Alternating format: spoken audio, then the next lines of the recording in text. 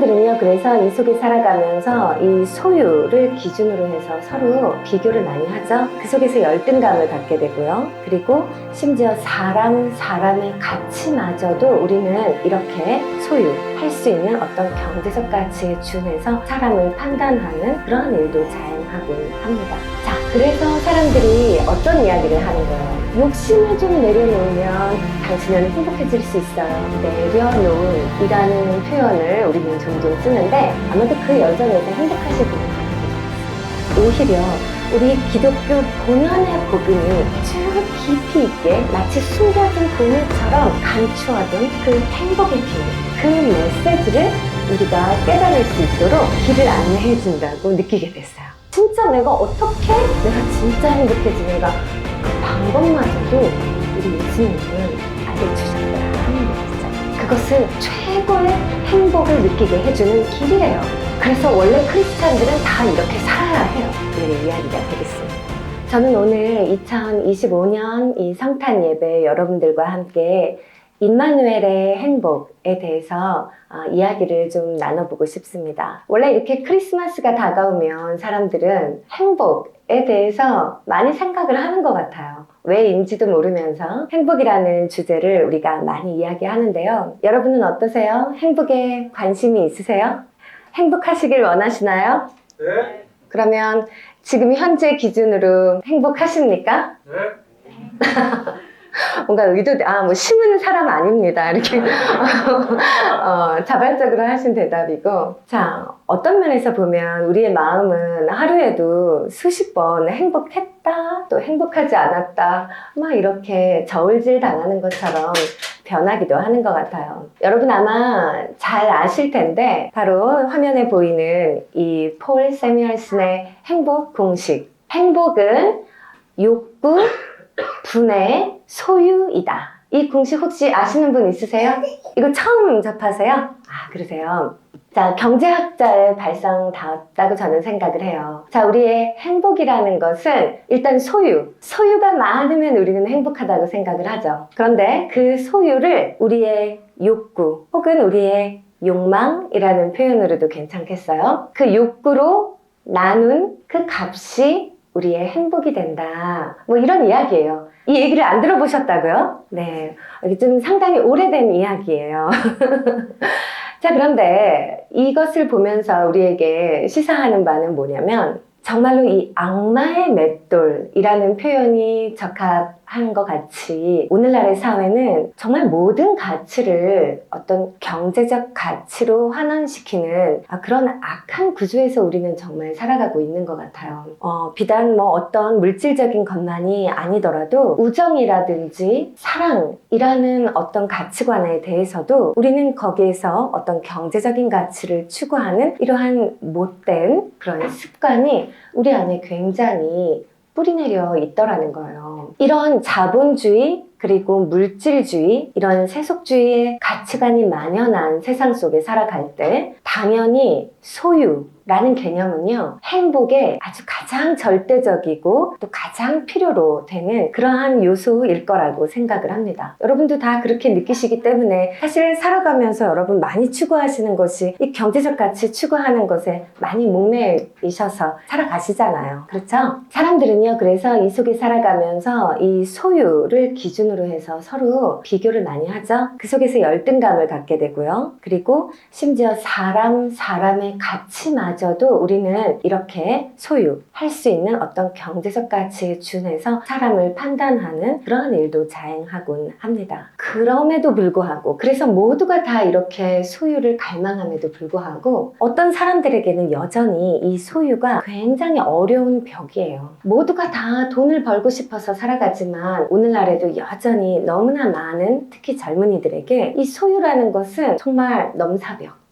많이 소유하고 싶지만 소유할 수 없는 그런 마음의 고통을 갖고 사는 사람들도 많습니다. 한마디로 말해서 도대체 어떻게 큰 돈을 버는지 알지 못하는 사람들도, 그 재주와 능력이 없는 사람들도 우리 안에는 참 많아요. 그리고 그것이 각각에게는 괴로움이 되기도 합니다. 자, 그래서 사람들이 어떤 이야기를 하는 거예요? 그러니까 당신이 행복하기 위해서는 이 소유를 얻지 하는 것이 너무나 어려운 과제일 때 당신이 정말 행복하고 싶으면 이 욕구를 줄이면 됩니다. 라는 이런 조언을 여러분 많이 들어보셨을 거예요. 적은 소유로도 욕심을 좀 내려놓으면 당신은 행복해질 수 있어요. 이 이야기가 아마 행복에 관한 담론에서 가장 많이 거론되는 이야기들이고 여러분들이 유튜브에서 제일 많이 듣는 강의 내용들일 거예요. 자, 일각에서는 이 행복 공식을요, 소유와 욕구 대신에 저 소유에는 실현, 무언가가 실현된 거예요. 성취된 거. 저 소유를 실현이라고 보고 또 저 욕구를 우리의 기대, 우리의 이상이라고 보는 또 그러한 이해도 있어요. 자, 그러니까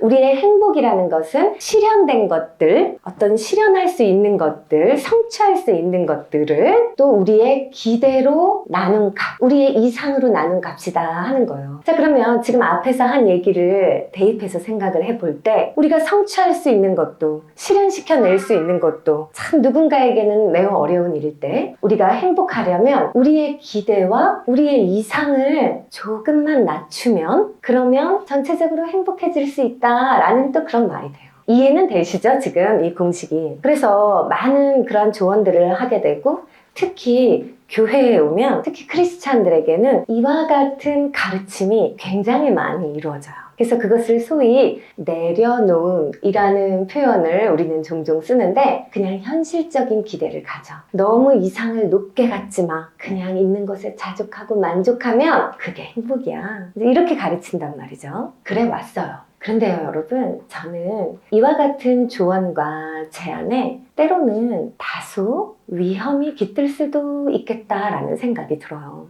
아주 극단적으로 말해서요. 이것은 자칫 그러니까 너의 삶에 너무 최선을 다하고 너무 높은 꿈과 그리고 정말 최선의 노력을 다해서 열심을 다해 살려고 하지 말고 그냥 어느 정도는 조금은 좀 릴렉스하고 좀 그냥 이지고잉 하면서 그냥 조금씩만 하면서 살아가. 자칫 그런 메시지로도 들릴 수 있기 때문이에요. 그리고 그것은 우리 기독교가 전하는 메시지가 절대 아니거든요. 그러니까 무언가 이렇게 아이러니컬하고 상충되는 메시지를 우리는 정확히 분별하지 못한 채 행복이라는 막연한 개념을 생각하면서 정리되지 않은 마음으로 살아가니까 행복이 무엇인지도 모르고 행복을 어떻게 추구해야 되는지도 모르면서 그냥 이럴 때는 이렇게 저럴 때는 저렇게 내 마음이 가는 대로 그 가운데서 흔들리며 살아왔던 것 같아요. 아마도 그 여정에서 행복하시지는 않았을 것 같습니다. 자, 그런데 정말 다행이라고 생각하는 것은 최근 들어서 이 행복에 관한 연구가 예전과는 조금은 다른 목소리를 내기 시작했어요. 우리가 조금 들어보지 못했을 법한 이야기들이 나오고 있는데 정말 더 놀라운 것은 저는 바로 그 이야기들 속에서 오히려 우리 기독교 본연의 복음이 아주 깊이 있게 마치 숨겨진 보물처럼 감추어둔 그 행복의 비밀, 그 메시지를 우리가 깨달을 수 있도록 길을 안내해 준다고 느끼게 됐어요. 이 세상에서 행복에 관한 지식과 연구가 오히려 기독교 복음에서 전하고 하자 하는 그 메시지를 이제야 드디어 발견하고 따라오고 있는 것 같다라고 느꼈다는 거예요. 그래서 그것이 바로 오늘의 이야기가 되겠습니다. 여러분 혹시 제가 최근에 유키스라는 그 프로그램에 나온 연세대 서은국 교수님 편을 우연히 보게 됐어요. 하도 그 반응이 핫해서 유튜브에 짤이 굉장히 많이 돌았고 그래서 제가 전체 내용을 한번 보려고 봤다가 아주 그 교수님한테 반해버렸어요. 너무 귀여우신 거예요. 이런 표현 죄송하지만 20년간 행복만을 연구하신 저명한 행복학자래요. 그런데 이 교수님을 딱 뵈면 진짜 제가 일부러 그 교수님의 실물 사진은 안 보여드려요. 감히 이제 그런 행동을 하면 이렇게 신뢰가 되니까 그렇진 않은데 그 댓글에 누군가가 여러분 인사이드 아웃이라는 영화 아세요? 그 영화에 나오는 브라니 아세요? 캐릭터? 이 교수님 딱 첫인상 느낌이 이 브라니하고 굉장히 닮으셨어요. 그러니까 너무 반전인 거예요. 이게 행복을 행복을 논하고 20년간 행복만을 연구한 이 행복학자가 딱 처음 뵀을 때는 되게 불안이를 닮으셨어요. 그 다음부터 말씀하시는 내용은 또 반전이에요. 차이나는 클래스라는 그런 방송 프로그램에서도 강의를 하셨길래 제가 이분이 어떤 내용들을 말씀하시나 이렇게 좀 들으면서 그 내용들 가운데서 이 교수님이 어떻게 자기 자신도 모르는 사이에 기독교의 복음을, 특히 행복론에 관한 이 기독교 복음을 옹호하는 많은 발언을 하셨는지 제가 제 나름대로 그분의 포인트를 재구성해서 오늘 여러분들과 함께 이 행복에 관한 이야기를 좀 해보려고 합니다. 첫 번째 이 행복에 관한 포인트는요. 한번 보세요. 불행의 제거는 행복의 근본 요소가 아니라는 거예요. 자, 우리가 행복을 생각할 때 우리는 흔히 이 스트레스가 없으면 내가 행복하겠어. 혹은 아까 우리가 얘기한 것처럼요. 과도한 기대나 내 욕망에서 오는 이 막 불안감 이런 것들을 없애면 그러니까 내 욕심을 좀 없애면 이러면 내가 행복해지겠지 라고 많이 접근한다는 거예요. 이렇게 우리의 모든 부정적인 정서를 잘 다루고 제거해내면 행복을 느낄 수 있을 거다라고 우리는 흔히 생각을 하는데 이 행복만을 연구한 학자의 말로는 그렇게 작용하는 것이 아니랍니다. 이것은 마치 여러분 우리가 여름에 더울 때 막 더워요. 그래서 에어컨을 켜고 있다가 이제 겨울이 됐어요. 그래서 추워졌어요. 그러면 에어컨을 끄면 따뜻해지나요? 에어컨을 끈다고 따뜻해지진 않아요. 따뜻해지려면 별도의 난방기구가 필요하다는 거예요. 그러니까 마치 우리의 이런 부정적인 감정들, 스트레스나 우리의 욕망과 욕심 이런 것들을 제거하면 우리가 행복을 느낄 수 있다? 라는 말에는 약간의 어폐가 있다는 것이죠. 그러면 행복은 어떻게 올 수 있는가? 한마디로 말해서 둘째 포인트인데 행복은 즐거움의 유무로만 결정이 된대요. 부정적인 것을 없애는 게 아니라 즐거움이 있어야 인간은 행복을 느낀대요. 그러니까 별도의 난방기구가 열을 낼 수 있듯이 즐거움만이 행복을 만들어낸다는 거예요. 그래서 즐거움이 있어야 된다는 거예요, 인간이. 그러면 여기서 이제 우리가 당연히 우리의 질문이 파생돼요. 그러면 인간에게 가장 큰 즐거움, 즉 우리의 행복과 직결될 수 있는 가장 큰 즐거움은 무엇일까요? 그걸 알면 우리는 행복할 수 있잖아요. 굉장히 의외의 대답이 나오는데 여러분 혹시 예측이 가능하세요? 우리 인간에게 가장 큰 즐거움이 궁극적으로 뭔지 아세요? 우리 셋째 포인트인데 사람은요. 결국은 사람에게서 가장 큰 즐거움을 얻게 된대요. 이게 참 어떤 놀라운 뻔히 아는 얘기 같지만 굉장히 새로운 관점이란 말이에요. 그런데 이제 이것을 어떤 식으로 설명을 하냐면요. 우리 인간은 진짜 본능적으로 우리 기초 욕구가 뭐냐면 사회성이라는 거예요. 정말 본능적으로 처음부터 끝까지 인간은 사회적인 동물이라는 거예요. 우리의 본질이. 그러면서 이런 실험을 했대요. 두 그룹으로 나눠서 자 지금부터 당신들의 미래의 어떤 건강과 사회성에 대한 검사를 합니다 라고만 말을 하고 두 그룹에게 심리검사 같은 검사지를 작성하게 했대요. 그래서 막 검사를 하고 대답을 하게 했어요. 근데 진짜 실험은 그 다음 이야기예요. 그래서 이제 이 두 그룹에게 뭐라고 결과를 말해줬냐면 한 그룹한테는 당신은 이 성향으로 살아가면서 결국은 노후에 늙어서 혼자 외롭게 죽습니다. 이렇게 결과를 예측해 준 거예요. 그리고 다른 한 그룹한테는 당신은 이대로만 살면 정말 늙어서 주변에 사람이 아주 많을 것 같아요. 사람들에게 둘러싸여서 그렇게 아주 즐거운 교제를 많이 나누면서 살게 될 것 같습니다. 이렇게 결과를 예측해서 알려줬대요. 자, 그 다음부터가 진짜 실험이에요. 그리고 나서 이 두 그룹이 평소 일상에서 자신들의 몸 관리나 자신들의 마음 관리를 어떻게 하는가, 자신들의 일상 관리를 어떻게 하는가를 한번 모니터해 봤대요. 몸에 아주 안 좋은 그 패스트푸드 같은 음식이요. 너는 혼자 늙어서 외롭게 죽을 거야 라는 말을 들은 그룹은 몸에 안 좋은 음식을 폭식하기 시작하고 그리고 또 몸에 아주 좋다는 건강식, 그런데 입에 쓴 어떤 그런 건강 음료들을 제공했더니 그런 거는 한두 모금 먹다가는 안 먹더래요.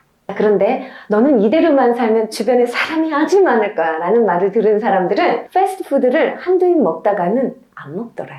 그리고 입에 아주 쓴 건강음료라고 제공해 준 것은 다들 벌컥벌컥 마시더라. 그리고 또 이 두 그룹에게 시간 감각을 한번 테스트해 봤대요. 40초를 눈 감고 있다가 한번 손을 들어보라고 한 거예요. 혼자 죽는다고 소리를 들은 그룹은 40초, 60초, 1분이 지나도 손을 드는 사람들이 적었대요. 시간 감각이 떨어진 거예요. 반면 너는 주변에 사람이 많을 거야 라고 소리를 들은 사람들은 정확하게 거의 40초를 맞추더래요.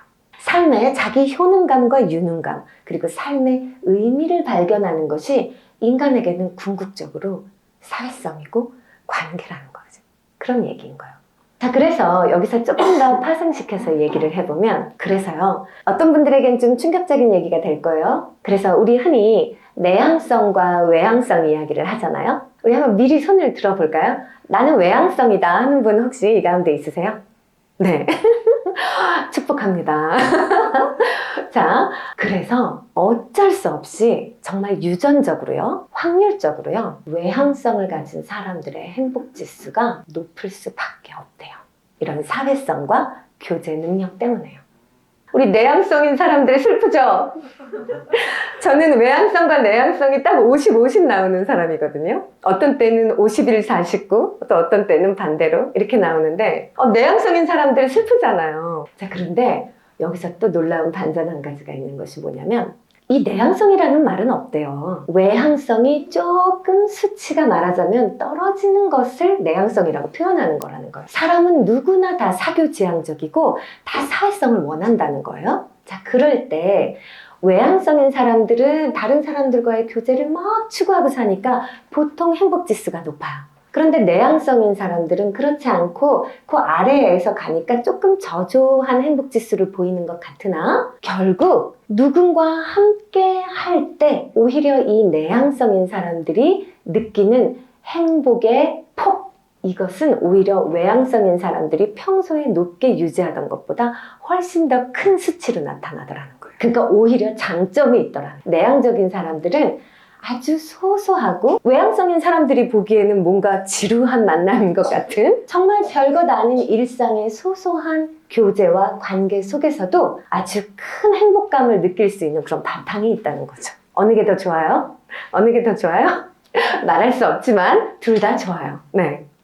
그게 우리 인간의 본질이다. 이제 그런 얘기를 해요. 자, 근데 여기서 한 가지 질문이 생기죠. 근데 우리가 왜 때로는 내향적인 성향을 나 스스로도 발휘하고 싶을 때가 있어요. 왜냐하면 사람 만나기 싫을 때. 우리는 누구나 사람을 피하고 싶고 사람 만나기 싫을 때가 있거든요, 분명히. 왜냐하면 사람이 제일 큰 즐거움인데 반해 또 사람이 제일 큰 스트레스이기 때문이에요. 그러니까 지금 우리는 행복을 이야기하고 있습니다. 그러면 우리가 정말 행복을 추구하기 위해서는 그냥 사람을 만나는 것을 추구하는 게 아니라 좋은 사람을 만나야 하겠죠. 자, 그러면 어떤 사람이 우리의 행복감을 극대화시킬 수 있는 좋은 사람인 걸까? 어떤 관계가 좋은 관계인 걸까? 또 이런 측면을 우리가 생각해 봐야겠어요. 이 부분부터가 저에게는 굉장히 큰 저의 시각을 이렇게 확장시켜 준 부분인데요. 자, 넷째 포인트예요. 인간의 행복은요, 자유감과 신뢰에 기인한대요.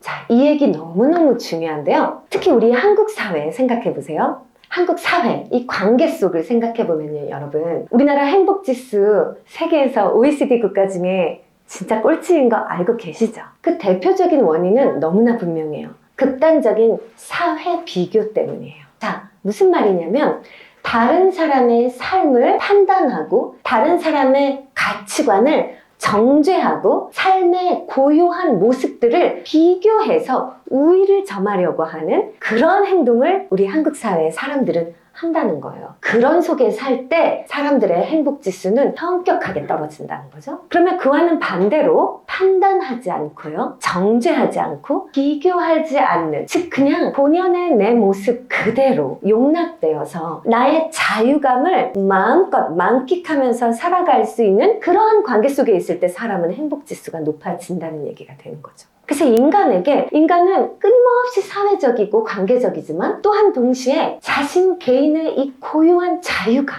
나의 있는 모습 그대로가 수용되는 이 느낌이 인간의 그 개인 행복에 너무나 절대적인 요소라는 것이고요. 자, 두 번째는 이렇게 서로가 서로를 판단하고 정죄하지 않고 오히려 서로를 존중하고 배려할 때 이 관계 속에는 신뢰가 싹트게 되죠. 이 사람을 믿을 수 있는 거예요. 저 사람이 내 경쟁자도 아니고 저 사람이 나의 행복을 빼앗으려는 자도 아니고 저 사람도 나와 똑같아. 내 자유감을 만끽하고 추구하며 내가 필요할 때는 도움받을 수 있고 또 저가 도움이 필요할 땐 내가 도울 수 있는 상호 신뢰가 생기는 그러한 바탕이 마련될 수 있다는 것이죠. 그래서 기본적으로 인간은 이러한 자기 개인의 자유감과 상호 간의 신뢰감을 느낄 때 행복감을 느낀대요. 다 동의가 되죠, 여러분. 예. 이거 침범당하고 그리고 주변에 믿을 사람 없는 느낌 들 때 진짜 외롭고 행복하지 않잖아요, 우리. 이거 정말 이해하기에 우리가 어렵지 않은 부분이에요. 그러니까 지금까지 한 얘기를 정리해서 들어보면 여러분 무슨 얘기냐면 인간은 관계 속에서 가치 있는 사람으로 보여지고 싶은 나의 본능과 욕구가 채워지고 그러면서도 자기 고유의 특징 그대로 용납받으면서 자유감을 느낄 수 있고 그리고 그 관계 안에서 신뢰할 수 있는 대상을 만날 때 가장 행복해하더라. 여러분 우리 어떻게 행복해질 수 있다고요? 다시요. 자, 내 고유의 가치를 아주 가치 있는 사람으로 내가 존중받고 인정받으면서 또 내 있는 모습 그대로 용납받아 내 자유감도 다 보장이 되면서 그러면서도 신뢰할 수 있는 대상들을 옆에 두고 살아갈 때. 자, 그러면 그런 사회 있어요?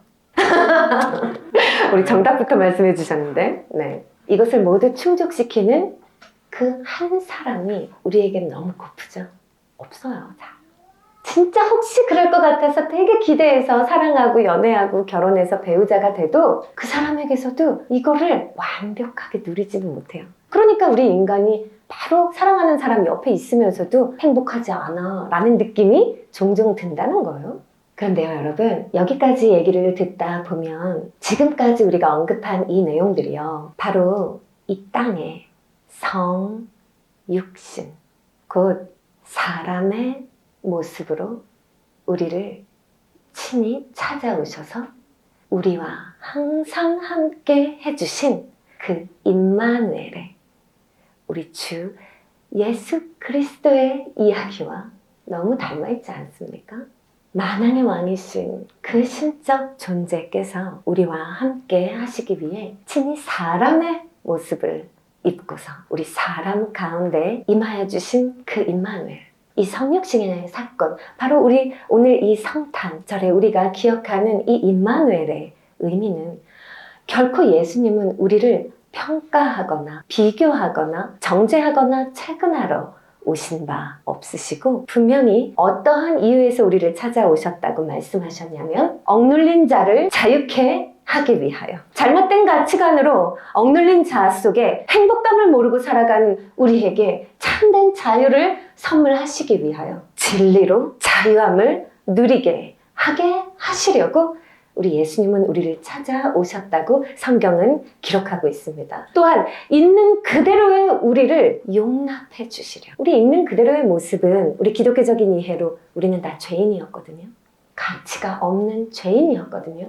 그러한 우리 죄인인 우리의 모습을 있는 그대로 용납해 주신다는 것은 바로 그분의 용서를 말하는 것입니다. 즉 우리를 용서하시고 용납해 주시기 위해서, 그리고 우리를 그분의 존귀한 자녀요, 그분의 친구요, 천하보다 귀하며 주님께서 가장 아끼시는 그의 귀한 어린 양, 그리고 우리를 친히 나의 사랑, 나의 어여쁜 자야 라고 부르시며 우리의 가치를 우리가 꿈꿀 수도 없는 그런 고귀한 반열로 올려주시면서 우리에게 가장 큰 기쁨과 행복인 구원을 선물해 주시기 위해서 예수님은 친히 사람이 되어 우리에게 찾아오신 것입니다. 우리 곁에 함께 해주신 이 임마누엘의 예수님, 그분이 바로 우리의 행복 아니고 무엇이겠습니까?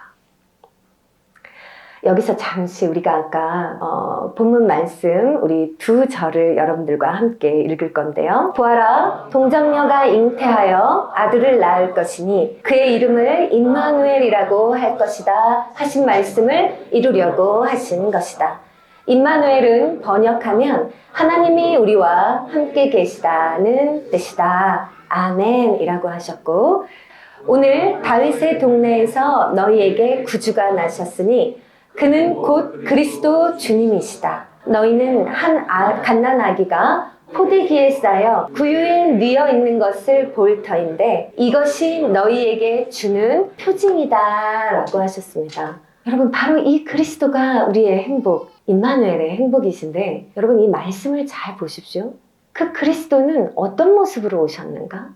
그분은 갓난아기의 모습으로 천하고 낮은 마국간에 구유에 뉘어져 있는 그런 아기의 모습으로 오셨다. 그리고 바로 그것이 그리스도라는 분의 표징이다. 바로 이런 분이다를 보여주는 내용이다 라고 성경이 말하시는 거예요.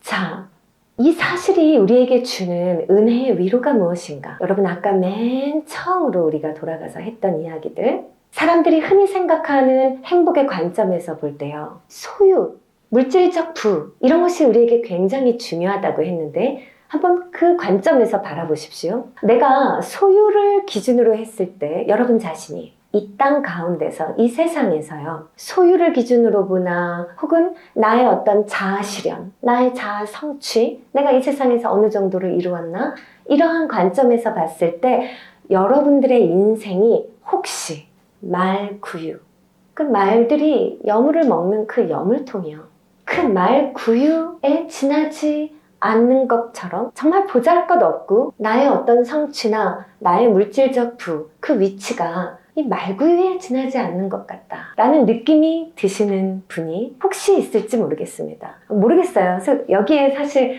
뭐 제가 알기로 막 대한민국 재벌 안에 드시는 막 큰 부자나 검색하면 나올 만큼 막 이렇게 유명하신 그런 분이 계신지 그건 잘 모르겠지만, 대부분의 우리들은 좀 소소하고 어느 정도는 좀 연약하고 나약한 그런 삶을 살아가는 것 같은데, 만일 누군가 이 땅에 살아가면서 내 삶이 이 말구유밖에 되지 않는 것 같아, 나는 그런 처지에 사는 것 같아 라는 생각을 하는 사람이 있다 할지라도 그래도 실망하지 않아도 되는 것은, 지금까지 우리가 이야기한 바 행복이라는 것은 바로 그 사실 자체에 좌우되지 않기 때문이라는 것이죠. 그러면 우리가 지금까지 이야기한 바 행복은 무엇에 의해서 좌우됩니까? 바로 그 구유에 누군가가 담기느냐에 따라 좌우가 된다는 것입니다. 여러분의 인생의 모습이 어떻든지, 여러분이 지금까지 인생에서 어떤 성취를 이루셨든지 그 자체가 중요한 것이 아니라 여러분이라는 삶이 누구를 여러분의 인생 가운데 모시고 담았는가가 우리의 행복을 좌우한다는 것이죠.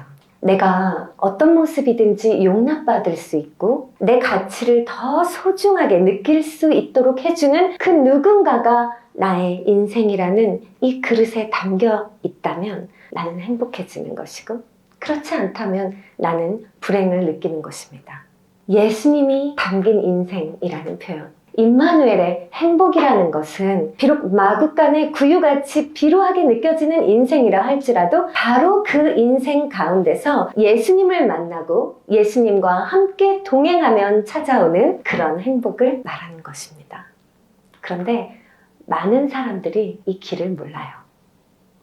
다른 곳에서 행복을 찾기 때문에 영원히 행복을 찾지 못하는 것 같습니다. 시편의 한 기자는 하나님과 함께함이 내게 복이라 라고 고백했습니다. 이것은 진리입니다. 임마누엘, 하나님이 우리와 함께 계시다. 그것이 우리 행복의 비밀인 것입니다. 우리가 아까 행복 강의할 때 포인트 중에 사실은 제가 언급하지 않고 넘어간 게 한 가지가 있었거든요. 뭐냐면, 자, 좋아요. 그러면 우리에게 즐거움을 주는 것이 사람이고, 그러면 누가 좋은 사람인지까지도 알았어요. 그러면 바로 그 사람과 우리가 어떤 방식으로 진짜 내가 어떻게 관계를 맺고 어떻게 교제해야 내가 진짜 행복해지는가, 그 방법마저도 우리 예수님은 알려주셨더라 하는 얘기죠. 그 얘기를 하고 싶어요.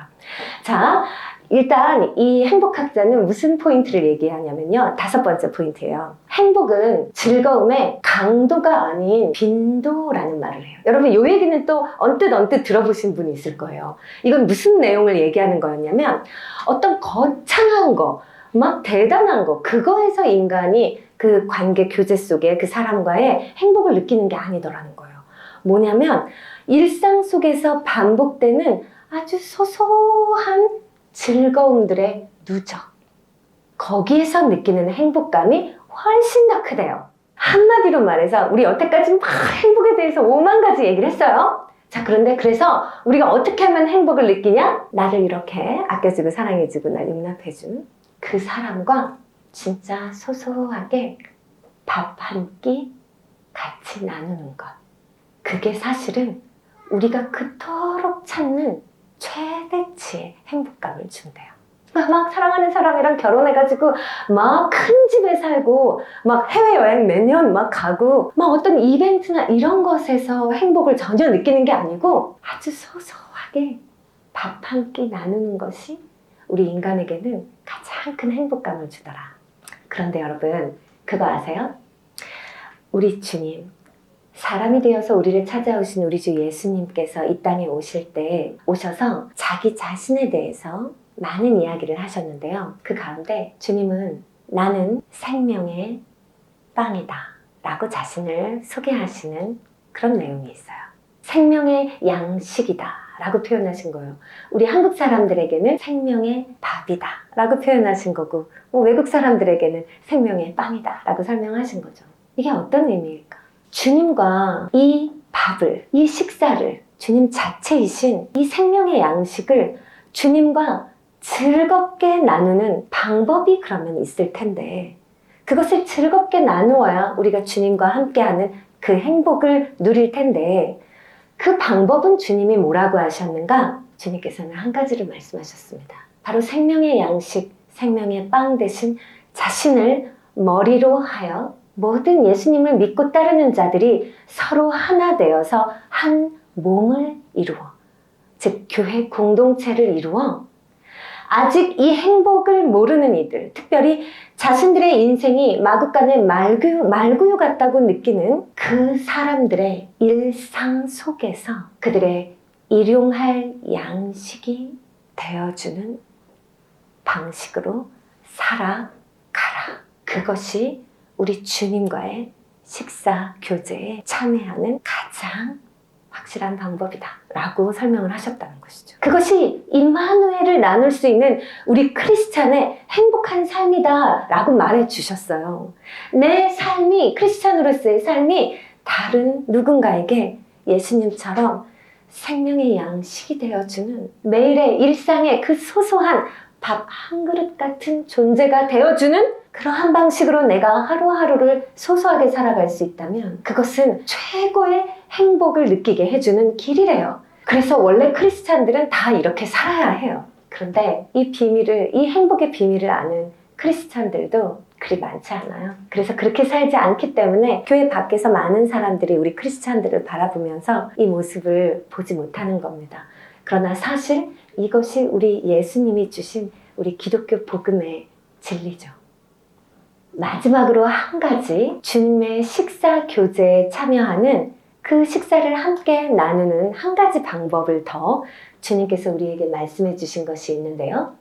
우리가 주님과 더 빈번하게 이 행복한 교제를 지속할 수 있도록 주님은 우리에게 친히 주님의 식탁을 베풀어 주시면서 그 식탁을 지킬 때마다 임마누엘의 그 함께 하시는 행복과 기쁨을 우리가 영원히 기억하고 누릴 수 있도록 은혜를 베풀어 주셨거든요. 그래서 우리 교회는 주님의 이 말씀을 따라 매주 주님의 식탁에 참여하면서 이 임마누엘의 행복을 누리고 있어요. 바로 우리 주님의 성만찬입니다. 저는 오늘 이 성탄 예배에 참여하신 모든 분들에게 이 말씀을 꼭 한 가지 드리고 싶습니다. 오늘부터 그리고 이제 앞으로 우리 공동체와 함께 이 주님의 임마누엘의 행복을 진정으로 느낄 수 있는 식탁 교제에 우리 공동체와 함께 늘 참여하시지 않겠습니까? 저는 그런 초대를 오늘 여러분들에게 정말로 드리고 싶습니다. 그리고 바로 지금 이 자리에서 여러분들을 우리 주님의 식탁으로 초대하겠습니다. 임마누엘 하시는 주님의 은혜를 여러분의 몸과 마음과 영혼으로 직접 체험하시기 바랍니다. 우리 잠시 기도하겠습니다.